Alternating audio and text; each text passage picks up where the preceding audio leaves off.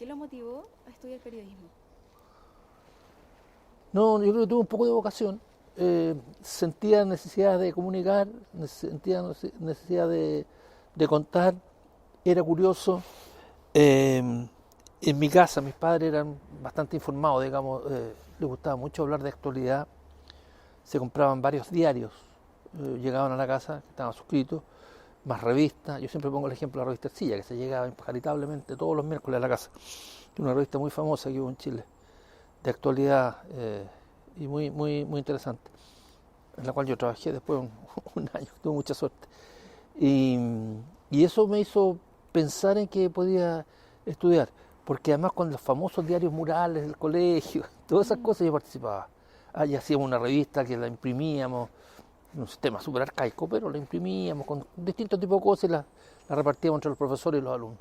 Por ahí me fue gustando me fue atrayendo la idea de estudiar periodismo y después postulé aquí en la Universidad Católica, en la Universidad de Chile, quedé aprobado las dos, sin yo haber sido muy buen alumno, pero a lo mejor tenía condiciones para esta carrera y me decidí por la Católica, ahí estudié.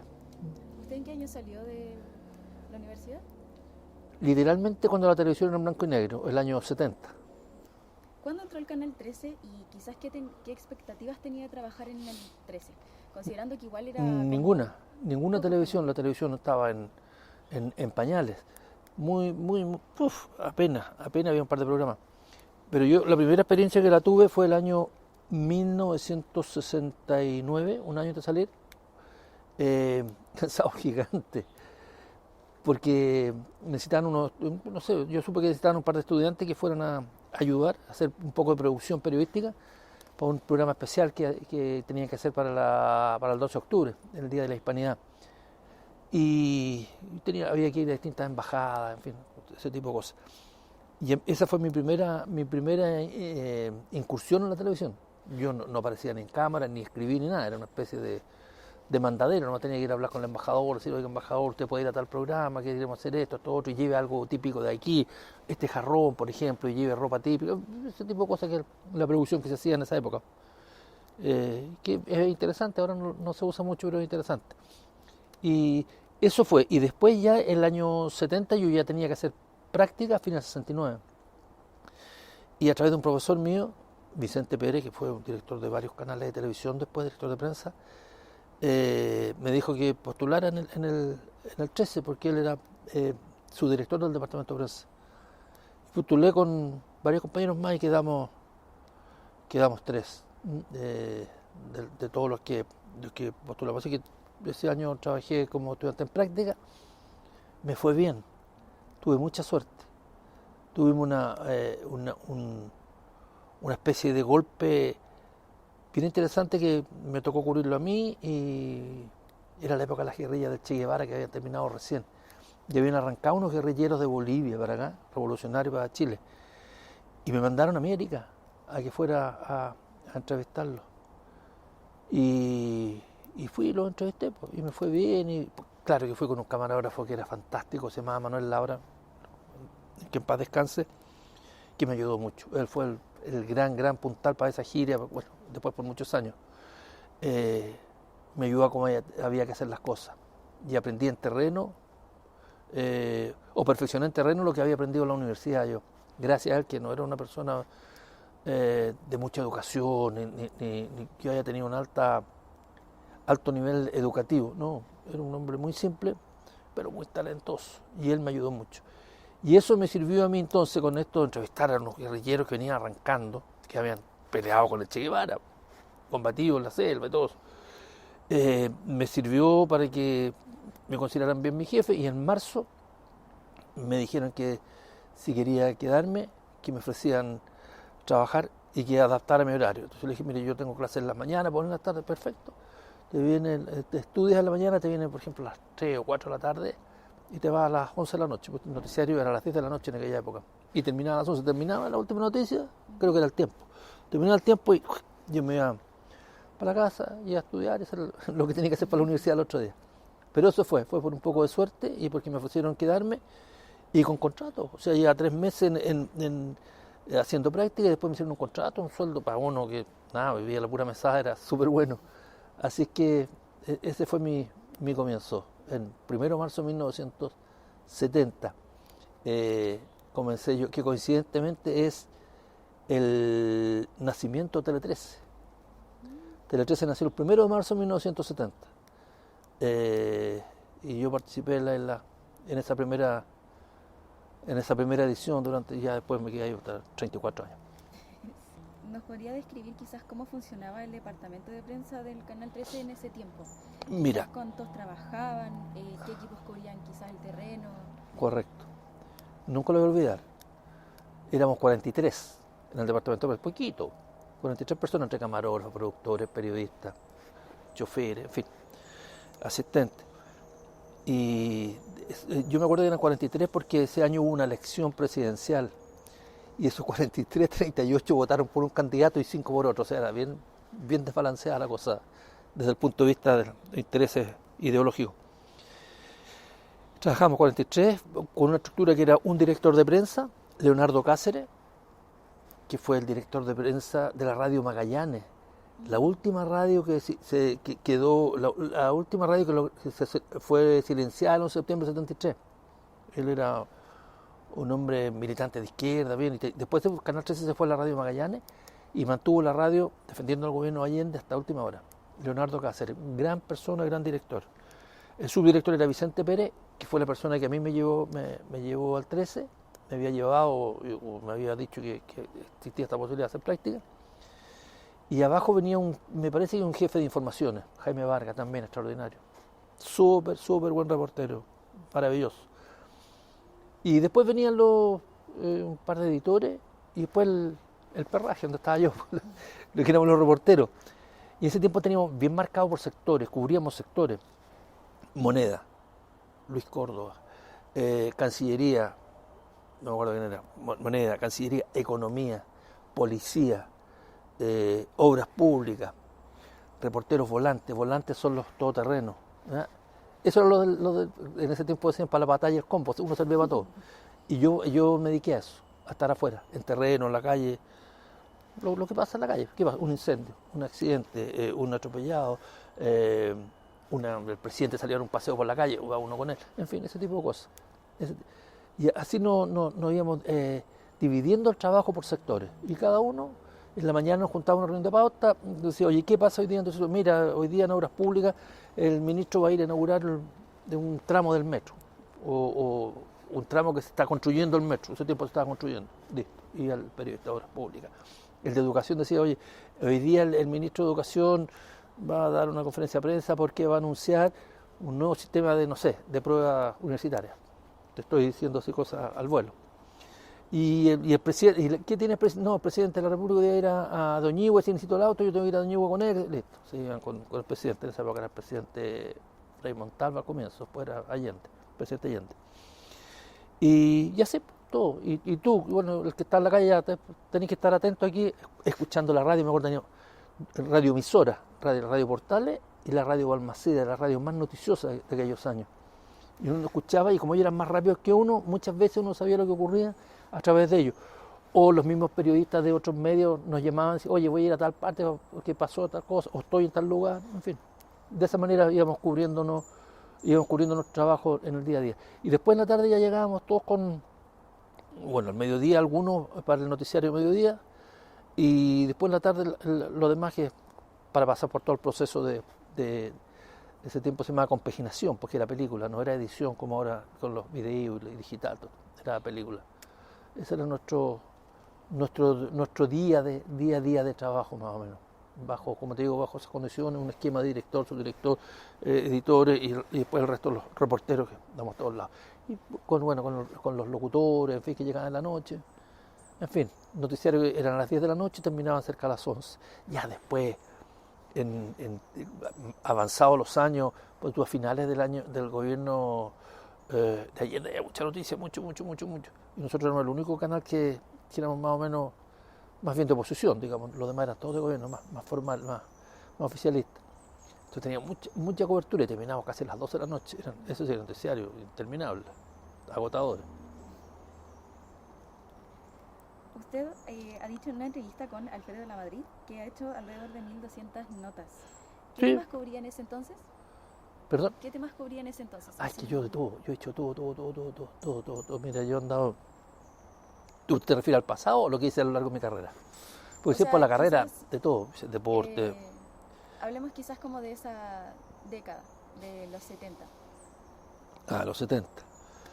70, bueno, siempre reportero volante, y el año 74, más o menos, yo me dediqué a 73, 74, a viajar.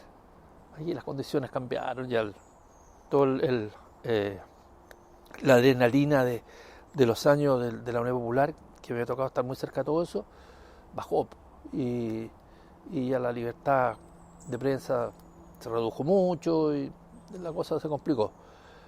Y entonces yo hablé justamente con Vicente, pues le dije, ¿qué podemos hacer? Pues yo aquí no me siento muy como, bueno, a ver, vamos a empezar a viajar mejor. Ya tenemos más recursos, vamos a empezar a viajar. Y me dediqué empecé con viajes internacionales, muchísimo, mucho. Y paralelamente me designaron como conductor de un programa que se llamaba Almorzando en el 13, que era un programa de entrevista, así como el Estado Nacional, esto que hay ahora, de actualidad, pero que era a la hora de almuerzo, era de 1 a 2 de la tarde, con almuerzo de verdad, ya del Sheraton, y con entrevistados de distintos tipos. No sé, hoy día ya, no sé, a Lautaro Carmona, por decirte, con Juan Antonio Coloma, ya, listo. Y conversaban de distintos tipos de cosas. Ese es el Almorzando en el 13, con mucha actualidad nacional e internacional. Y uno que otro programa especial, en ese tiempo eran programas especiales unitarios, no es como ahora que son series, son reportajes o documentales que son varios capítulos. No, ya era uno, oye, ¿qué pasó? Está pasando algo importante y hagamos uno, no sé, sobre el tipo este que pillaron que tenía un par de muertos en el patio de su casa y que está condenado a 20 años, en fin, etcétera. Ese tipo me tocó hacer hartos de eso.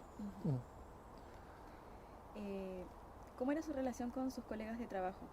En la televisión sabemos que es un trabajo que es complicado. Se hace de equipos. Pero igual es complicada. Pero sí, uno mantiene buenas relaciones. Yo tenía mi propio equipo de trabajo, viajamos mucho al extranjero, nunca tuve problemas. En un viaje largo de repente puede haber dificultades. No, estábamos siempre en los mismos hoteles. En fin, uno va con el mismo objetivo y tiene la misma meta. Y el ambiente a veces después se puso más complicado. Al comienzo era bueno. Al comienzo no tenía problema. Fíjate que incluso yo te hablaba de los comienzos que estaba dividido el país. En tiempo de ayer estamos súper divididos. Ni siquiera en esa época no tengo mal recuerdo yo de trabajar con gente que pensaba distinto a mí y yo espero que no tengan mal recuerdo mío. Después se pone, lo que pasa es que, a ver, yo creo que el éxito va creando anticuerpos. Yo, a Dios gracias, fue un poquito exitoso, digamos, no mucho, pero fui algo exitoso y eso a veces provoca anticuerpos, a veces, no siempre, no te puedo decir que todo el tiempo la gente se hace, pero no, yo lo habría hecho mejor, y por qué esto, y por qué otra vez va a este viaje. Entonces esas cosas se producen, pero son cuestiones mínimas respecto a la relación diaria, que siempre es uno trata que sea buena porque todos estamos tras el mismo objetivo, tener sintonía, informar bien, tener buenos resultados de trabajo, etcétera. Y así, en la experiencia central, usted el lunes 10 había estado en La Moneda reporteando el anuncio quizás del plebiscito que estaba anunciando Allende. No. El lunes 10, entonces, ¿qué estaba reporteando? ¿Lo recuerda? Sí. No, el lunes 10 no, ni supe que alguien hubiera reporteado esa noticia, que la supimos después. En esos años yo al menos no recuerdo que hayan dicho, oye, va a haber un plebiscito. No, yo el lunes 10 lo tengo súper claro, y lo he dicho muchas veces. Me tocó con Manuel Laura ir al camarógrafo a ver el terminal Lo Valledor, que es donde se hacía todo lo acopio de la alimentación, la fruta, la verdura, legumbres, todas esas cosas que se distribuyen y para la alimentación de Santiago. Y como había muchos paros, mucha huelga, me tocó ir a ver cómo estaba la situación. Estaba todo cerrado, no había nada. Huelga, paro, por todos lados. Eso me tocó. Y estando ahí, supimos que había habido un enfrentamiento entre camioneros que estaban en huelga contra Allende y camioneros que estaban a favor de Allende en Parral, Y yo, como me tocaba cubrir eso, tomé la decisión de ir para Parral. Yo tenía un margen de libertad en esa época, poco, pero lo tenía. Y el ayudante que andaba conmigo tomó la película de ahí de los Valledores y se fue para el canal. Supongo que en micro, no sé, caminando, estaba todo parado. Y yo fui a Parral. Eso es lo que hice el día. Y el día de la noche, y ya, un poco antes de llegar a Parral, por San Javier ya nos dejaron pasar, pues estaba muy peligroso. Habían matado un camionero, enfrentamiento con los carabineros, estaba bien delicada la cosa. Así que yo me vine con el video acá, con la película, a las 6 de la tarde, a las 7 de la tarde, a Matacaballo, llegamos a despachar a las 10, o sea, y la última noticia que salió en el Tele 13, pre-11 de septiembre, pre-gobierno militar, pre-dictadura, como quieran llamarla, la última fue esta de Parral, que llegué yo corriendo desde el sur en el auto con esa noticia. Eso hice yo al día. ¿Cómo comenzó ese martes 11 para usted? ¿A qué hora llegó al canal? Quizás cómo se fue usted a La Moneda ese día. En micro. Bien temprano. Yo me acosté tarde esa noche, pero el otro día no sé por qué. Sentí la radio, yo vivía solo. Yo soy de provincia, soy de Talca. Y tenía un departamento. Y ahí me desperté temprano y escuché el primer bando. La verdad que yo no puedo decir que yo supe, que tuve olfato, nada. Yo sí que el día anterior, cuando veníamos de Parral, de San Javier para acá, vi hartos móviles, varias patrullas de militares. Vi hartas. Que se andaban despasando, yo creo, supongo, de un regimiento a otro. Pero como estaba tan convulsionado el país, no me llamó mucho o extremadamente la atención. Así que escuché el bando en la mañana y tipo, a Matacaballo, y fui en micro hasta el canal que estaba en Lira con Marcoleta, muy cerca de la Alameda, a un costado de la Casa Central de la Católica, donde yo había estudiado.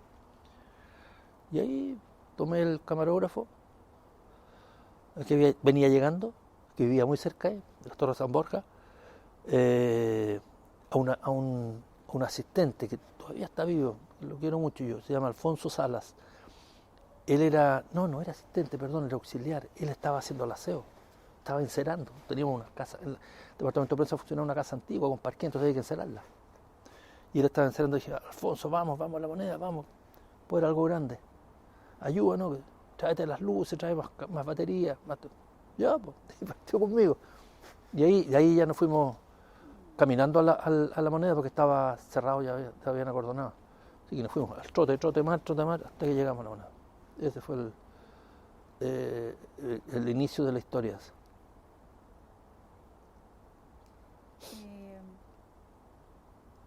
¿Podría describir quizás su llegada al sector de La Moneda como tal? O sea, ¿lo recuerda? Sí, lo recuerdo, pero no lo tengo tan nítido. Uh-huh. Yo creo que llegué por Moneda, mostré la credencial, me dejaron pasar, había solamente carabineros ahora, no había militares todavía. ¿Qué es lo que pasa? Nadie sabía qué es lo que estaba pasando, solo que lo que estaban diciendo un par de radios a través de los bandos militares, y ahí nos pusimos a contar lo que pasaba, que llegó después el periodista de Moneda que teníamos nosotros, Miguel Ángel Romero, era un gran amigo, gran periodista también. Con Miguel Ángel nos compartimos el micrófono contando lo que veíamos. Yo fui a tal parte, yo entré a La Moneda, dijo Miguel Ángel, pero no me dejaron entrar hasta la oficina. Te puedo decir que adentro divisé, no sé, al ministro Interior, Tobá, estaba con no sé quién, el papá de la ministra de ahora, la ministra actual. Y yo por lo mismo decía afuera, conversaba, oye, llegaron 2 patrullas más de carabineros, la gente se está yendo, arrancando al sector, me dice que está acordonado, en fin, ese tipo de cosas. Eso es lo que recuerdo, ¿no? De narrar lo que ocurría en el entorno. Lo que pasaba adentro nosotros no lo sabíamos mucho. Después sí, ya después del mediodía ya tuvimos acceso. De hecho, hay una pequeña confusión. Algunos creen que quizás usted era como directamente de Moneda, como que estaba fijo ahí siempre. No, era Miguel Ángel. Uh-huh. Era Miguel Ángel. Yo era reportero volante de la calle, entonces también me correspondía a mí. Y a él le correspondía Moneda, porque una de las partes importantes de esta historia era el gobierno. En rigor, él le correspondía a La Moneda adentro, dentro de La Moneda, y a mí lo que ocurría afuera. Pero bueno, en estas circunstancias compartimos amigablemente y muy responsablemente el micrófono, la información y todo. Y estuvimos todo el día, hasta la noche que llegamos al canal como a la 1 de la mañana, una cosa así.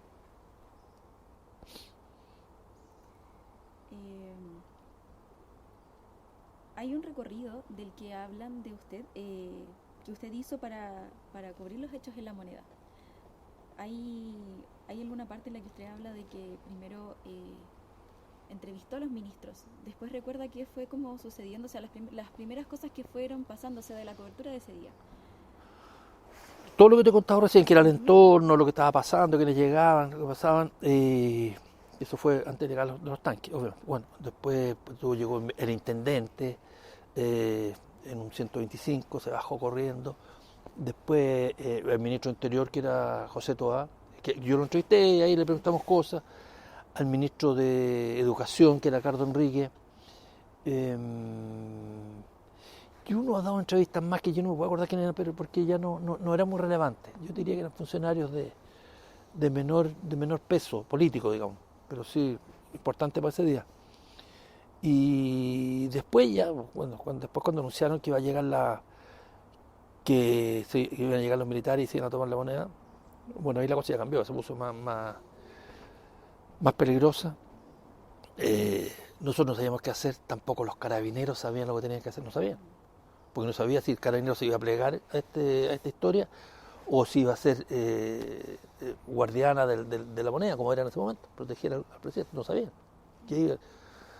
Hasta que apareció firmado un denunciado en Mendoza, y igual estaban dudosos. Y eso, pues ahí ya cuando llegó La Moneda, cuando llegaron los militares, bueno, llegan los tanques disparando, de adentro también disparaban, ametralladoras. Nosotros estábamos debajo de un banco como este, debajo, ahí nos escondimos. Y de ahí con el camarógrafo, él grababa y yo hablaba, mira, sacaba la cabeza y veía cómo disparaban los tanques de aquí, que maniobraban al lado de nosotros. Y de arriba estaban unas ametralladoras grandes que eran las que defendíamos. ¿En qué punto estaba ahí? Estábamos en Morandé, entre Moneda y Agustina, en la Plaza de la Constitución. Ahí. Y eso, y ya después ya llegaron los tanques, y ya dijeron que teníamos que abandonar el lugar, porque iba a haber un bombardeo aéreo. Entonces nos metimos abajo del palacio, de la Plaza de la Constitución, había un búnker que ese tiempo lo usaban los carabineros del Servicio de Central Investigadora de Accidentes del Tránsito, la CIA. Y ahí nos escondimos un rato hasta que después los carabineros dijeron que teníamos que irnos, porque ellos también se iban a ir a cerrar todo, era muy peligroso, porque podía caer una bomba, no era un búnker seguro. Y de ahí arrancamos, ahí fue que ya nos escondimos en el Mercurio, y bueno, ahí hay una historia después de cuando llegaron una patrulla militar a buscar al fotógrafo, porque Allende necesitaban un fotógrafo para ir a ver todo lo que está pasando ahí. Yo le dije, yo soy del 13, sí lo conozco, pero quiero que lléveme, no puedo, hay que preguntar. Bueno, ya ahí me llevó. De ahí yo llegué a la Moneda y ahí estuve, desde que Allende se pegó el disparo hasta la noche tarde. Sí, eso le iba a preguntar también. ¿Qué recuerda porque usted cubrió cuando fue la muerte de Allende? Uh-huh. ¿Me puede relatar quizás qué fue exactamente lo que pasó, lo que recuerda, lo que vio, lo que quizá usted relató? Lo que pasa es que yo estaba afuera, justo estábamos abajo y yo estaba en el segundo piso, arriba donde estaba yo, exactamente en la ventana de arriba.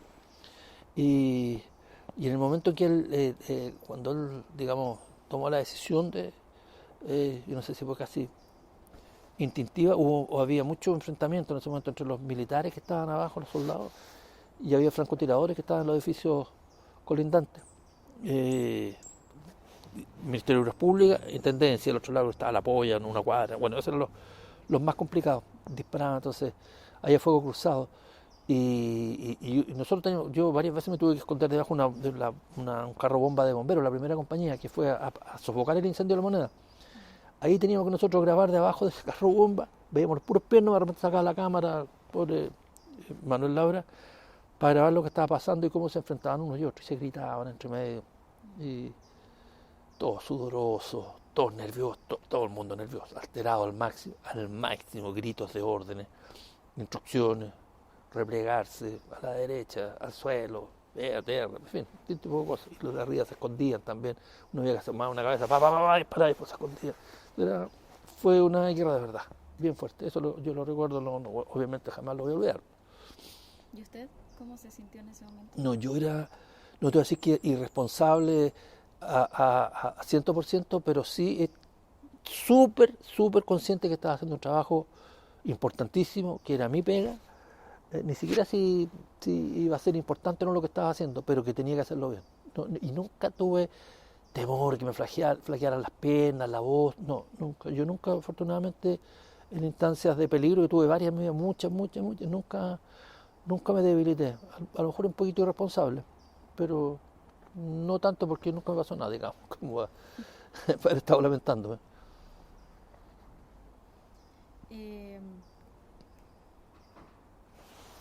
¿Cuántos periodistas y camarógrafos del Canal 3 estaban ese día cubriendo Moneda? Uno. Solamente uno.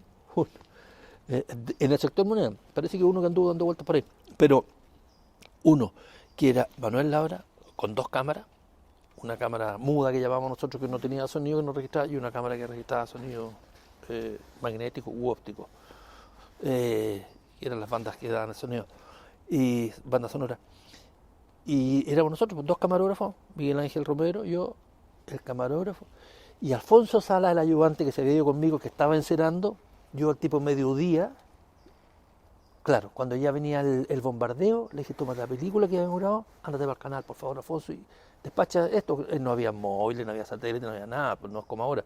Uno tomaba la película y llegaba corriendo, la revelaba, después la daba, no había nada instantáneo como ahora. Puede estar desfasado un par de horas, fácilmente. Y bueno, Alfonso se vino, sí, es verdad que se vino y después estuvo escondido en el Cerro Santa Lucía 2 o 3 horas, porque hay un enfrentamiento muy fuerte. Dice que le silbaban las balas al pobre auxiliar, no tenía nada que ver con el periodismo, nada que ver con la comunicación. Y arriesgó su vida, fue también un muchacho bien valioso para todo lo que hicimos. Y todo lo que le mostramos a Chile y al mundo, porque la película mía, Dios gracias, se dio, Dios gracias para mí, digamos. Porque era mi esfuerzo, mi trabajo, mi profesión. Se dio en todo el mundo, era la única. Bueno, después apareció una de Televisión Nacional bastante buena también. Igual, quizá era un poco difícil la comunicación en ese entonces, pero usted supo paralelamente en el momento que estaba en Moneda lo que estaba ocurriendo, por ejemplo, con los periodistas de TVN en el Hotel Carrera. No lo supimos, no lo supe. Creo que ahí estaba, que te dije yo, jefe de informaciones, Jaime Vargas, que en paz descanse, que había sido mi primer jefe de informaciones, que era extraordinariamente bueno, y él estaba cubriendo ahí con otro muchacho de Televisión Nacional, que después terminé trabajando yo con él en el Mega. Sí, no supe lo que pasaba, que ellos estaban en una ventana del hotel y pues les dispararon y los den confundidos. Pues eso, estas cámaras grandes son un peligro para uno, porque de lejos parecen un arma. Una ametralladora, una metralleta, un fusil. Es muy peligroso. Lanzacohetes, no sé qué tipo de arma puede ser. Entonces los confundieron nomás. Justamente para este proyecto entrevistamos a Dagoberto Quijada, que él era un camarógrafo, Uh-huh. no era el periodista. Bueno, es que en realidad ya en Sí, lo conozco, Dagoberto. Sí. Hay muchos que en realidad algunos ya no están, otros que quizás no se han podido contactar. Pero Dagoberto nos contó más o menos de qué punto estaba y que de hecho ahora esa es una oficina de quién era de una... Ministerio de Relaciones Exteriores está ahí ahora. Sí. Está en Cancillería. Se me olvida quién era la Cancillería. Eso, en la Cancillería. Y nos dejaron pasar excepcionalmente solamente a ver como el punto en el que ellos estaban grabando, porque grababan justamente de sí, grabaron. Buena película, muy buena. Uh-huh. Sí. Buen trabajo y peligroso para él también. Sí. Usted, me contaba que esta persona que, no tenía nada que ver con el periodismo, ¿él los ayudó 100% con el tema de ir a dejar las cosas al canal, o sea, los rollos? ¿O ustedes también tuvieron a otras personas encargadas de ir? No, Alfonso fue solo. Y el resto lo llevamos nosotros en la noche. En la noche. Cuando ya nos ocupamos y terminamos el trabajo y tuvimos que caminar en condiciones bien adversas, digamos, porque había algunos cadáveres, había gente muerta en las calles, de uno y otro lado. Uh-huh. Y algunos bien complicados porque habían caído combatiendo de la altura, entonces caían, ¡pam! No era muy edificante la imagen, porque era dolorosa en realidad, de todos los que estaban muriendo, y nos disparaban, porque en la noche era peligrosísimo, porque nosotros andábamos por ahí y nos llevaban caminando, nos fuimos al canal con 2 conscriptos, chiquillos jovencitos, y ellos iban allá y disparaban, nosotros nos escondíamos en los portales, en fin, fue una aventura bien, de la mañana a la noche bien especial. ¿Se perdió algo quizás del material que ustedes hicieron Sí. o realmente pudieron Sí, ser encontrado? sí, sí, se perdió. En algún momento le prestaron a Televisión Nacional, que es nuestra competencia, y nunca más volvió. Película mía. Sí, me dolió mucho eso, mucho. ¿Qué material perdió? Uno que estaba grabado dentro de la oficina de Allende, con él. Y, ¿cómo se llama? ¿Ustedes se lo prestaron a TVN en ese tiempo? Mm. ¿O fue...? No, en ese tiempo, no nosotros, alguien del canal lo prestaría, o la universidad, no sé. Pero sé que se perdió. Que no como que era, yo creo que deliberadamente, porque era la imagen de Allende en su oficina, después de.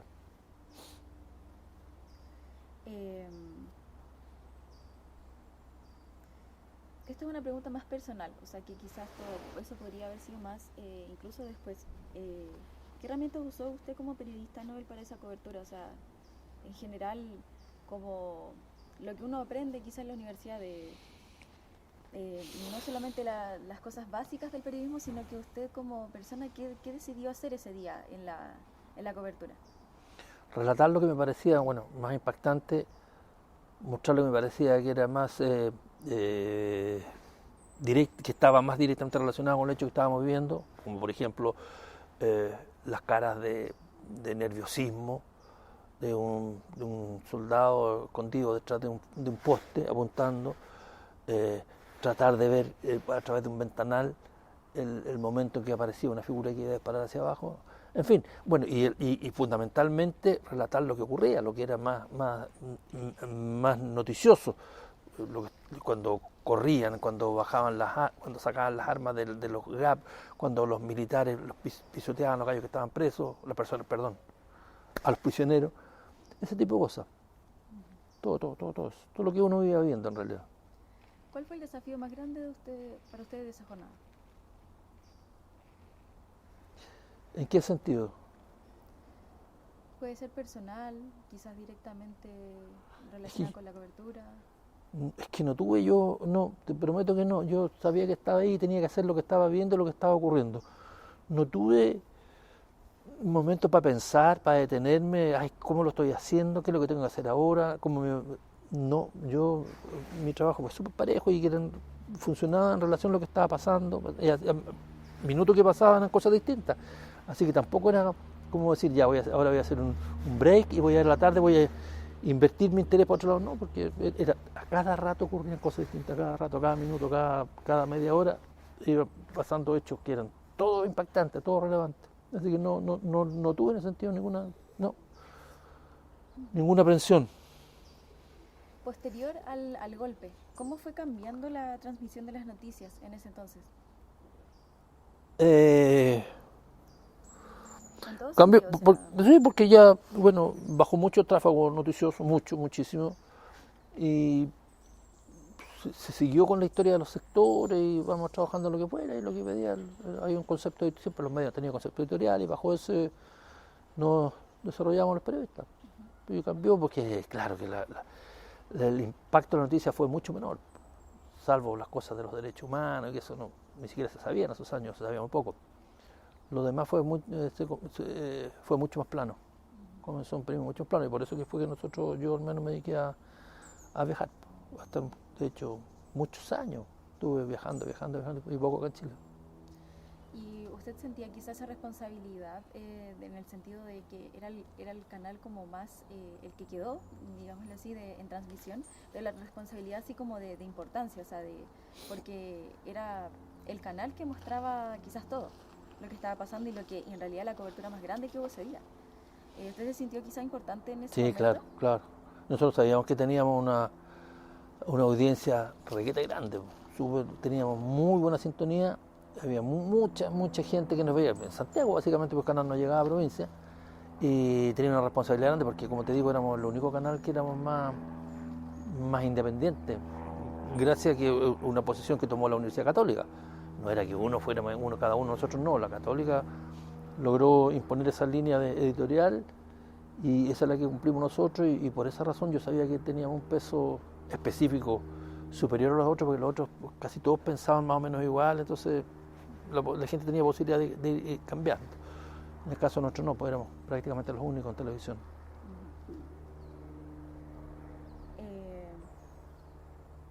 ¿Cambiaron quizás algunas condiciones? Esto directamente, o sea, en la transmisión de las noticias. Sí, pues hubo mucho más, hubo menos libertad, obviamente. Había menos libertad y... Bueno, pero eso lo sabían los jefes, uno no. Eso lo sabían los jefes. A mí me decían, tenés que ir a un choque. El choque para mí era un choque, en cualquier gobierno va a ser siempre igual. Lo que pasaba en las calles, en todas partes va a ser lo mismo. Ahora lo que sean líneas, como te digo, de conducta, de editoriales, se las sabían los directores, los supras. Nosotros abajo no, nada. Y en el canal como tal, o sea, cambió quizás la forma de quizás la misma rutina que usted me hablaba. ¿Cambió esa rutina o se mantuvo? No, cambió, ya fue mucho más relajada en todo sentido, porque había menos presión noticiosa, mucho menos. Por eso cambió. Pero presión noticiosa por la cantidad que teníamos antes, cantidad de información variada. Teníamos muchísimo, todos los días, mucho, un país súper convulso. Entonces, claro, levantaba una piedra y no había noticias. Después la cosa cambió. Había cosas más bien subterráneas, las cuales uno no supo al comienzo, pero naturalmente que ya el país se transformó. Un país transformado, ya con mucho menos presión que la que había antes, noticiosa. A eso me refiero. ¿Qué empezó a cubrir quizás en ese tiempo? ¿Quién cubría política? ¿Qué cubría? ¿O quizás alguna noticia que recuerde del momento? ¿De cuándo? ¿Después del 11? Después del 11. No específicamente cosas del año 73, 74, no, cosas deportivas, final mundial de Copa Davis, la muerte de un papa, ese tipo de... hicimos un especial sobre el Día de la Hispanidad, hicimos toda la ruta de Colón, ese tipo de cosas ya con menos relación con la actualidad. Usted fue el periodista, como le había dicho, con el informe más completo de ese día. ¿Usted cambiaría algo de esa cobertura cuando la ve o quizás la recuerda? No la veo mucho. No, porque yo relaté lo que veía, no sé qué cambiaría. Es que con los ojos de ahora, 50 años después, es fácil, no. La verdad es que no, yo creo que diría lo mismo, lo que vi. Lo que iba pasando, lo iba relatando, lo que iba pasando, lo iba relatando. Veía, salió un ministro a entrevistarlo, salió este otro a entrevistarlo. Yo no,